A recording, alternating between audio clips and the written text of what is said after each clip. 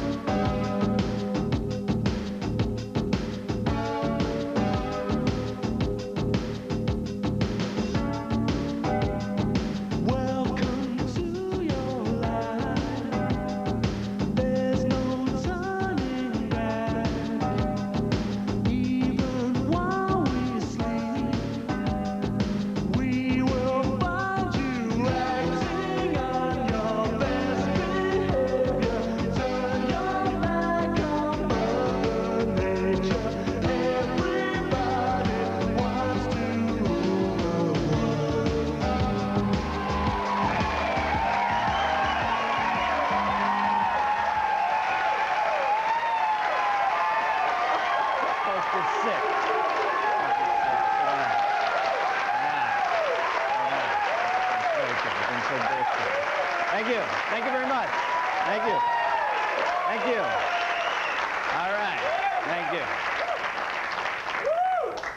I know I came down and begged for that, but that got a little too bullshitty. You know, wild day today. I was driving over here tonight. My car's forced off the road by aliens. I was extracted from the vehicle and forced onto the mothership, where I was subjected to an extensive battery of physical testing, many of the tests culminating in painful anal probes. And as I lay there on the workbench and begged for my life, the lead alien tried to assuage my fears by reassuring me that many, if not in fact all, the tests would probably be covered one day under the new proposed Clinton health care package. And you know, I love those UFO stories. Only man is a narcissistic enough species to think that a highly evolved alien life force would travel across billions and billions of light years. A group of aliens so intelligent, so insouciant, so utterly above it all that they feel no need whatsoever to equip their spacecraft with windows so that they can gaze out upon all that celestial beauty. But then immediately upon landing, their first impulse is to get into some hick's ass with a flashlight. There. Okay. All right, we've touched on Xantar. Get the proctoscope. Let's force a rim job on Boss Hogg. You know, if they're so brilliant, why do they want to get in our ass, huh? There's stupid people down here who don't want to get near an ass. And remember, for all the kids out there tonight, when you run an anal probe on somebody nowadays, you're just not running an anal probe on that person. You're running an anal probe on everybody they've run an anal probe on over the last 10 years. So, you know, you gotta watch it. Let's see, who fed it and who ate it this week? Love this story. To combat illegal immigration, California Governor Pete Wilson has proposed that every California citizen be required to obtain and carry with them an official citizenship card. Man, times have really changed. I can remember a time in California when asking somebody if they had any papers had a whole different meaning than that. Yeah. For the first time in history, President Clinton announced that the deficit has been reduced for the third year in a row. Went from $290 billion to $250 to, I think right now it's around $210.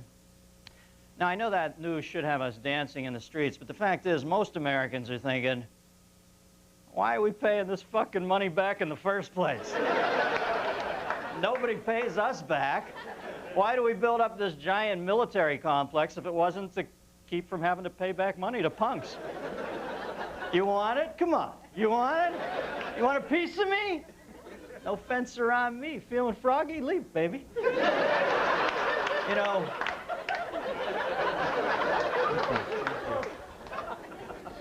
interview with USA Today, I saw Vanna White said, since her son was born, she wants to work less.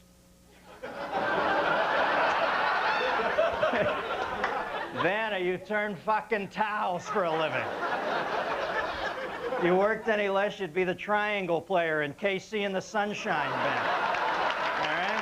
Well, wake up.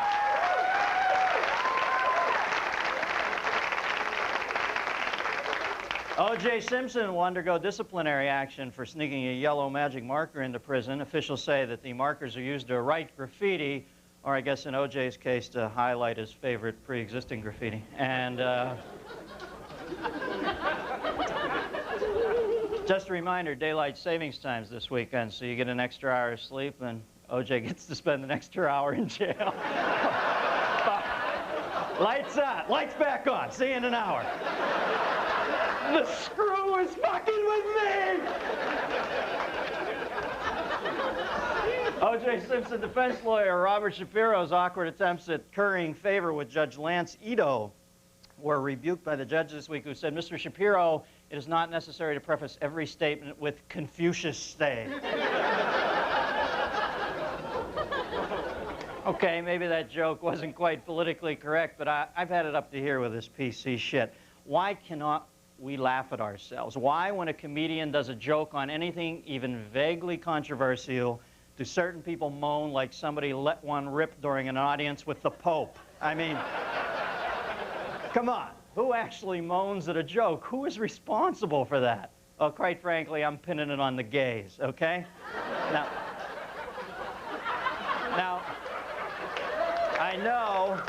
I know there's some reflexively irate homosexual in the crowd thinking, how dare you, Miss Thing? And what I'm saying to you is this. I think so little of the variations in human sexuality that I refuse to treat you like a Fabergé egg. You are part of the human collective. Come, join in our reindeer games. You too can be poked fun at. And you know something? That goes for the whole spectrum of special interest groups out there wandering the freakazoid Serengeti plain, all right? I don't want to get off on a rant here, but trying to negotiate the narrow straits of what's acceptably funny nowadays is like trying to navigate through the Sargasso Sea of plastic toadstools in the middle of a bumper pool table. I understand where political correctness comes from. A scant 40 years ago, we were doing Amos and Andy jokes on the airwaves, for Christ's sakes. We were barbaric louts. But now suddenly we find ourselves in a classic overcorrection, where we're all supposed to zip through life like some huge societal squadron of blue angels flying 6 inches off each other's taste wing, never ever deviating even 1 angstrom. Well, folks, there are a lot of different aircraft careening through the social stratosphere, and we better start working out some respectively independent glide paths right now, or it's going to start getting real messy. Why don't we start by letting humor serve as our guide? You know, laughter is one of the great beacons in life because we don't diffract it by gunning it through our intellectual prism. What makes us laugh is a mystery, an involuntary response. If I could explain to you why Jerry Lewis makes me laugh when he's trying to be serious, and why he makes me straight-faced when he's trying to get me to laugh, I'd have the answer. But I don't. But damn it, I'm telling you, the key lies somewhere in Lewis.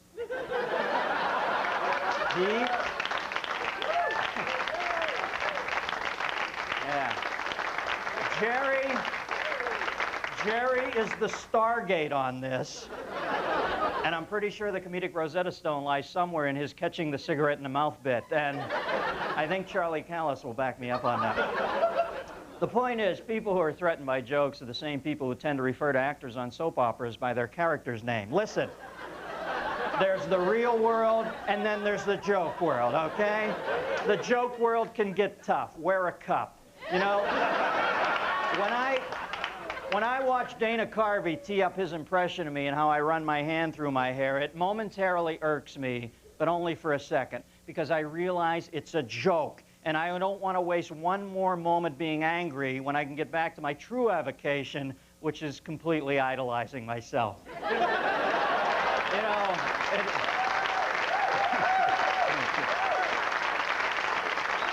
you know something, folks?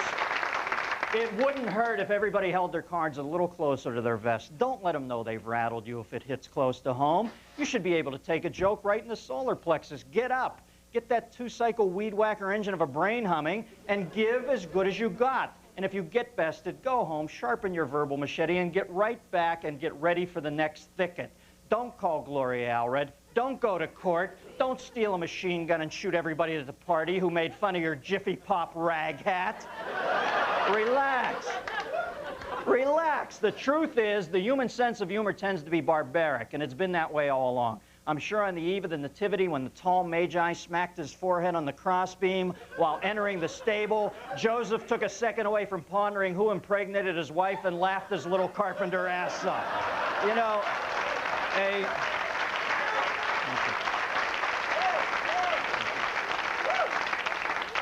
a sense of humor is exactly that, a sense, not a fact, not etched in stone, not an empirical math equation, but just what the word intones, a sense of what you find funny. And obviously, everybody has a different sense of what's funny. If you need confirmation on that, I would remind you that Saved by the Bell recently celebrated the taping of their 100th episode.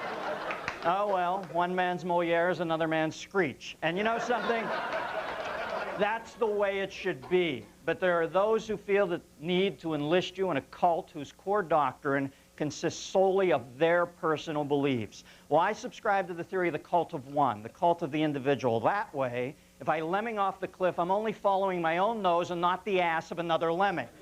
That's what America's all about. A great nation that guarantees you the right to lead whatever sort of whacked-out, jag-off existence you want to lead, and guarantees me the right to ridicule it mercilessly.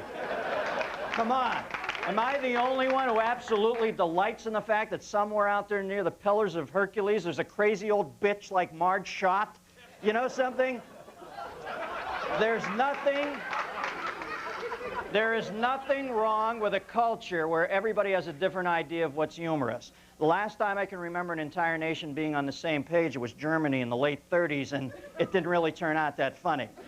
Remember, in its time and place, what Hitler said was considered politically correct. And it's that blind adherence to what is situationally palatable that is truly dangerous. We should question it all, poke fun at it all, piss off on it all, rail against it all, and most importantly, for Christ's sake, laugh at it all. Because the only thing separating Holy Writ from complete bullshit is your perspective.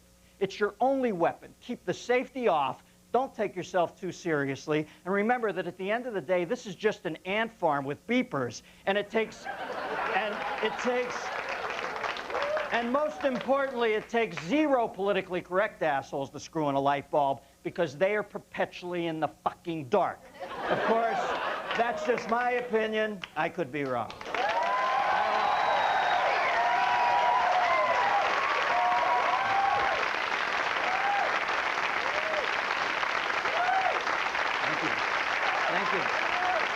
You know, I blew a pipe there. I got a little Vegas stroke. I want to know what you think, America. Give me a call at 1-800-LACTOSE. Yeah, like a caller's going to get a word in edgewise tonight. You know, you're here on a historic evening, my first live guest ever, and Jesus, I mean live. Ladies and gentlemen, Robin Williams. Robin!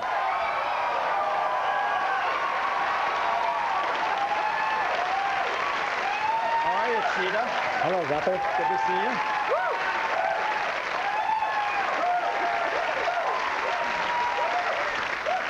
There you go. Yeah. Thank you.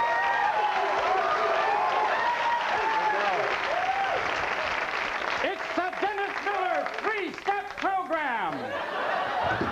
Work your way up. And 1, and 2, and 1, and 2. And now a Freudian reference. God damn, oh, look over here, goddamn. This is the cheapest goddamn airline in the whole world. Fucking in-flight movies on the tail. Lord! So, Mr. Lincoln, how did you like the play? Look at that. I give it a thumbs up. There we go. More cheese, Mr. Godzilla? God damn, you're kicking already. I hate to tell you this, while you made those remarks about the gay men, your house has been broken into and redecorated. Come on.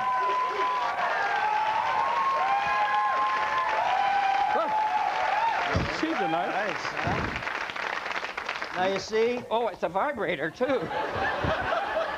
Hey, look at that. I didn't know Fisher-Price has cigarettes. You get in there at night, the crib, little kids like, They're filters. Hi, Dad. Now, you see why you're perpetually successful as a comedian is because I don't mind rock climbing, but you'll unclip from the piton and start traversing, you know? Basically, it's just like nude hang gliding over the Grand Canyon.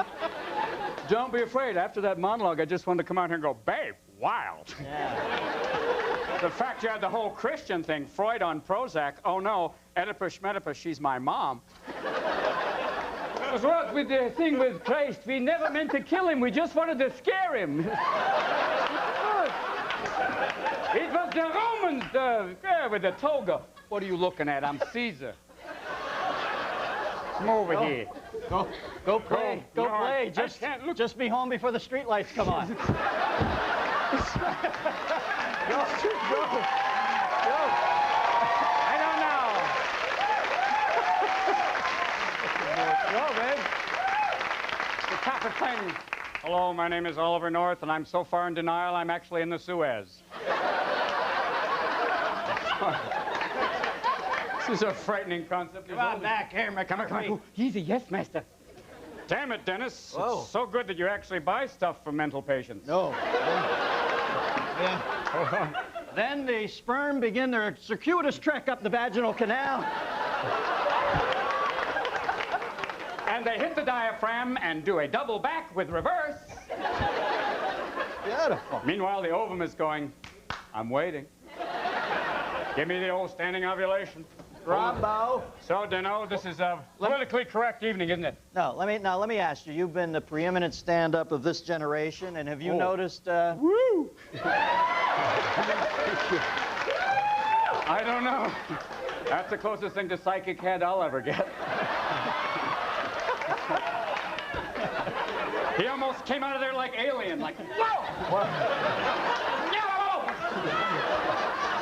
Little guy got excited. I saw you looking like Manson going, okay, Charles, why? Better play now because eventually you get old and it becomes Mr. Unhappy. Oh, you're right.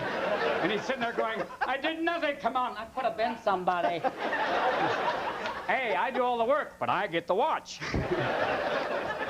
You know you're masturbating too much when hand rotation becomes an issue. And the other one, well, look at me. It's fun.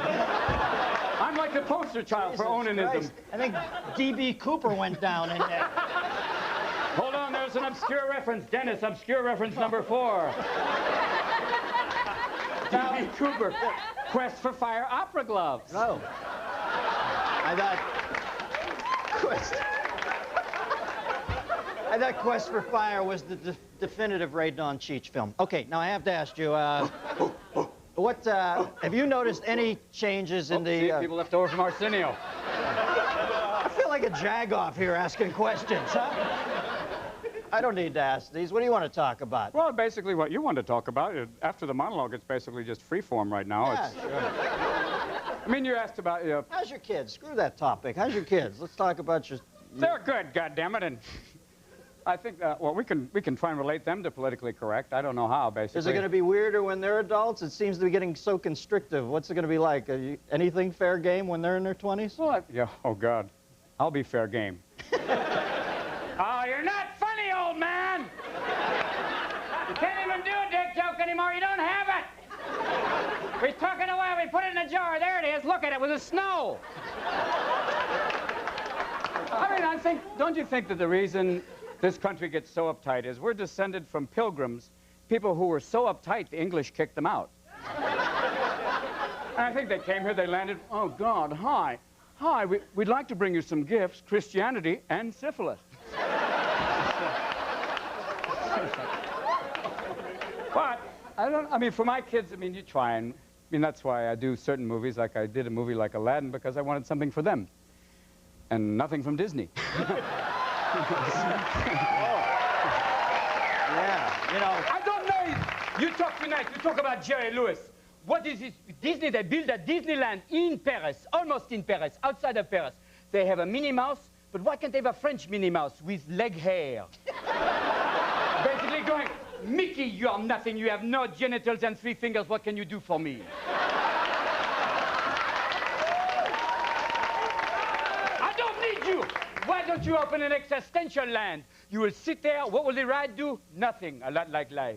I don't believe myself. What am I saying here? Hey, but you got to admit, now Disney came through this week with... They did. You never see apologies in this town. NBC's still trying to tell you that they made the right call on Letterman. You know, nobody will ever admit they're wrong, so I thought that was pretty nice. It was a very nice thing to do, and it was like, oh.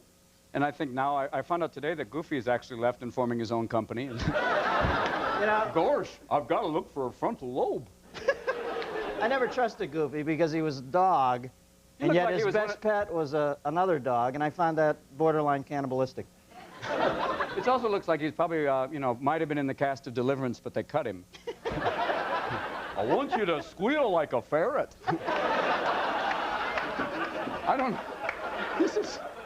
I feel free with you, Dennis. I think this chair should just go back and I'll talk about my mom. Yeah, she was a Christian Dior scientist. She only wore certain types of makeup. And... You know what I love about therapy is you can go in and tell the guy like the most whacked out fucking thought a human being's ever thought in their life, something that blew into your head and it frightens you that it's in there, right. And you go in and you lay it out and you look up at him, he goes, yeah, my 845 has that too. Or you get to those, you have a breakthrough, you're going, so my father, well, that's all for today. I think it stems from the fact, you know, if you're a Freudian psychologist, you have to, here's one piece of information that people forget. Freud did enough cocaine to kill a small horse. And while he was on cocaine, he came up with a theory of penis envy, which is, you know, most women are going, right. But basically, you realize, you know, that when you're on cocaine, you think everybody wants your penis, but you can't find it. So I think that this whole Freudian thing has been misunderstood over the period of years, you know. I can't imagine if Freud was on cocaine listening to a patient going, no, no, seriously, keep going, I'm fine. Say whatever you want, I'm fine, I'm fine. Hold on, would you mind just a moment? Oh, wow! So, what about your mom? Well, I think therapy, you know, basically, therapy, for me, I do feel like I'm going to get some sort of breakthrough tonight with you. I mean, I did therapy, still do. Yeah. Talk to someone and... Me too. You too? Oh, years. I was in the same room as you, on the other side of the couch. That was you? Yeah. I wonder why I kept going, babe. We're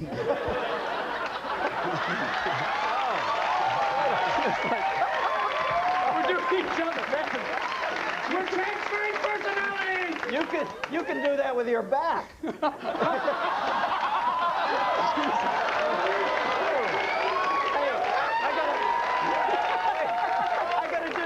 Screen. Was it time? Can you wait here and I'll be back wait here. after Go the have show? fun. Okay. Girlfriend, go knock yourself out. Yeah. Well, I gotta it's like... live TV. Okay, have we fun. gotta wrap up. What have we learned from tonight's little presentation? Robin's fucking out there. Well, Orson. What have we learned from tonight? We've learned the following. That, go ahead, you can move that up. Jeez. We've learned that funny isn't always nice. Funny can be cruel, mean, vicious. It can lacerate the soul, kill the spirit, instill doubts, fears, and phobia. Even a casual caustic remark can slice deep into the gray matter and leave lasting resentments. It can make a small boy spend long, sleepless nights crying in helpless rage. You're killing this. Oh, fuck it. Who wants pie?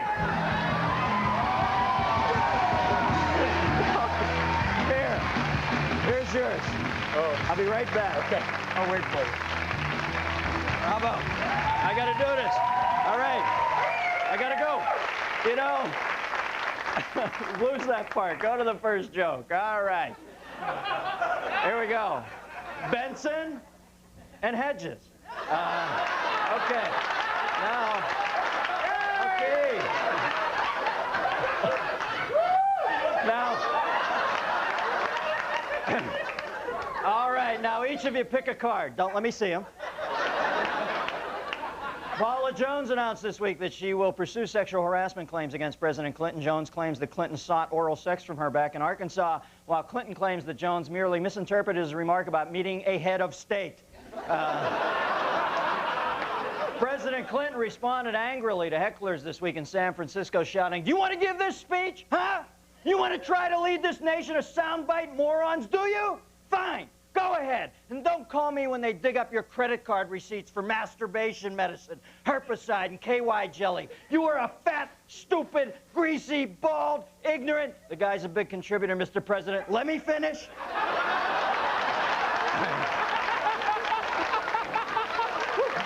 All right. Here we go.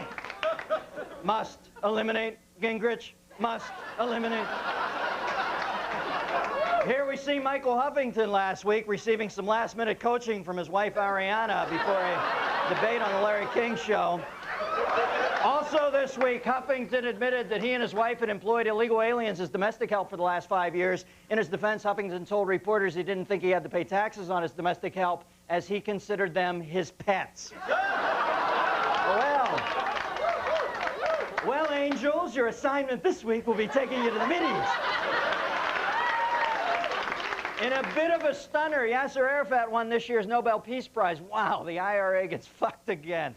You know, King Hussein of Jordan, Israeli Prime Minister Yitzhak Rabin signed a peace accord this week. Here we see the two men celebrating their pact not to kill one another by lighting each other's cigarettes. No doubt camels. You know, in the Persian Gulf this week, U.S. Armed Forces continued to stare down Saddam Hussein's elite Republican Guard. Let's see, I'll have a Vulcan nutrition disc, a Sorian brandy, and a hunk of Roddenberry shortcake. Welcome to Haiti. Do you want the regular or the Supreme guys to push you their van around? You know, over in Haiti, this doesn't even get you in the carpool lane. Presidential wannabe Ross Perot held a press conference in Washington, D.C. this week. Perot displayed a poster showing the locations of the secret radio receptors the KGB and the Illuminati are using to read his thoughts. This is the Republican Party's idea of a mobile home. And Half Moon Bay, California is considering a proposition that would ban homework from public schools. Then they will consider another proposition to change the name of their town to Half-Ass Bay. Pittsburgh rectal knot. Roderick J. Lindblom dons his protective headgear as he prepares for an exploratory voyage up the alimentary canal of Jim Evans, who fell ill at the Kiwanis Club Chili Fest in Modesto, California. Carry on, stout yeoman of poo-poo surgery, and may your journey be free from roughage. I shall... Wait a second. I shall Oh, fuck! Yeah.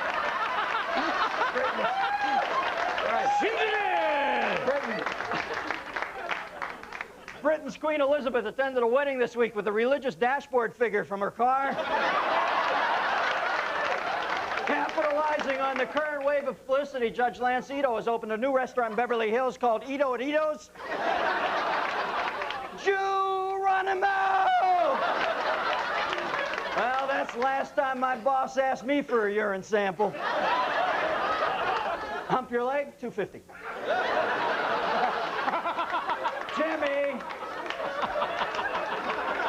Jimmy, when I said tip the caddy, I meant the guy who carried your clubs. Give him a couple bucks.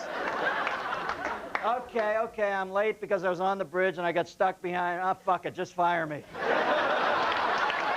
The Rolling Stones Voodoo Lounge Tour rolled into L.A. last week. Look at me! I'm in Pampers! Mighty moron, white Power Rangers. Figures, it's the fucking water bill. Guess what, folks? That's the show. Good night. Sit down.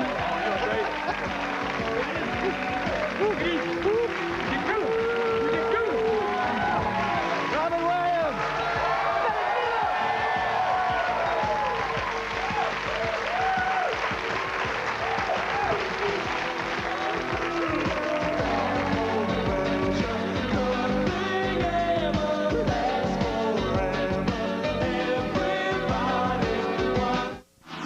Next on HBO.